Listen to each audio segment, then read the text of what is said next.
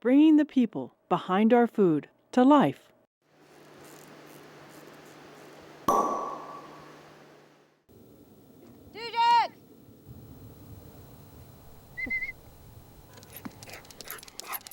Hi, Pinot Dog. Oh, you've been digging.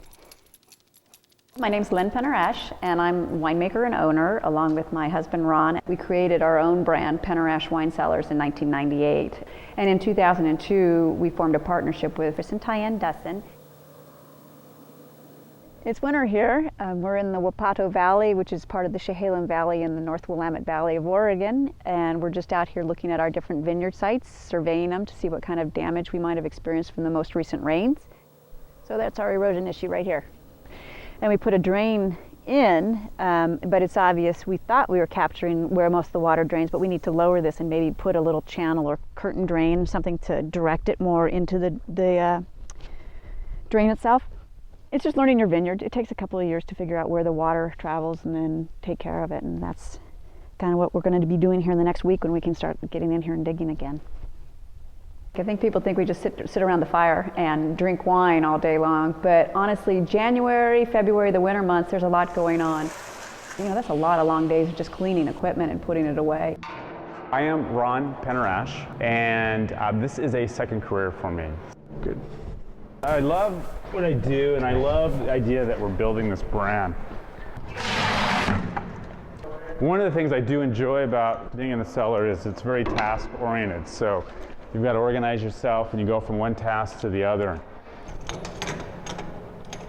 And I'm going to take that rosé off cold stabilization. We're going to take it off a tank that's been cooled down to about 35 degrees and bring it into a warmer tank to prep it for bottling, essentially. It's so pretty in the mouth. And see, that's when we were talking about, Dick was asking about bottling. I just tasted that 04 in the barrel, and I just felt like the texture was there, the intensity of fruit was there. We didn't want to lose anything by barrel aging it more. I think it came together beautifully in the bottle. I'm right back and tell you all about it. I think Pinot Noir is the hardest variety of grape to make and do it well. And I like to say, if you've done a great job with Pinot Noir, you're going to have this epiphany and go, oh, this is incredible. But that said, there are those vintages, or I should say, sometimes those barrels that you go downstairs and you taste and you're just like, ah, you know, it's about the worst wine you've ever tasted. People use the term and maybe it's overused, but it's truly the holy grail of wine. Because when you've got a well-made Pinot Noir, it's an experience to have tasting a great Pinot Noir. There you go. How about that side? Excellent. Thank you. Okay. See ya.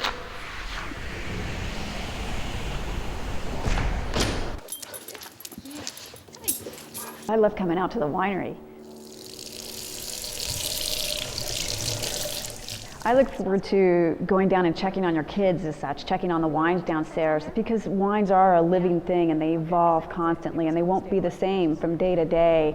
And so for me, the excitement is getting up in the morning, knowing you're coming out to this beautiful, beautiful winery, but also getting to run downstairs and check on things and taste things. You know, I love tasting wine at 8 in the morning just to kind of get a feel for what's going on. So what I'm doing right now is I'm going to take a sample from a barrel of our own vineyard property. This came in September. It's our first crop, so we're really very, very excited to have it, and we love tasting it. It's Pinot Noir, and it's the Pommard clone, and this is how we like to spend our days here.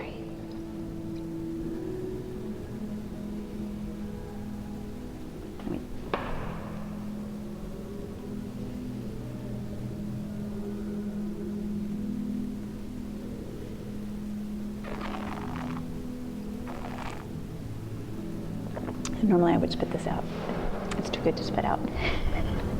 When we're finished, you have this sense of accomplishment because a lot of the tasks in winemaking are finite. You get through them and you know you put the wine to barrel and that's done, or you've racked a wine and that's done. And so you can have a sense of accomplishment, but there's always that kind of planning and thinking ahead that takes place. And so after you've done that task, then I usually go home and go for a walk. Come on, bud. Kind of straighten out in my head, okay, what's kind of the next game plan for the week, for the month, for the year, and I do a lot of thinking about the future. Winter doesn't seem very slow to us.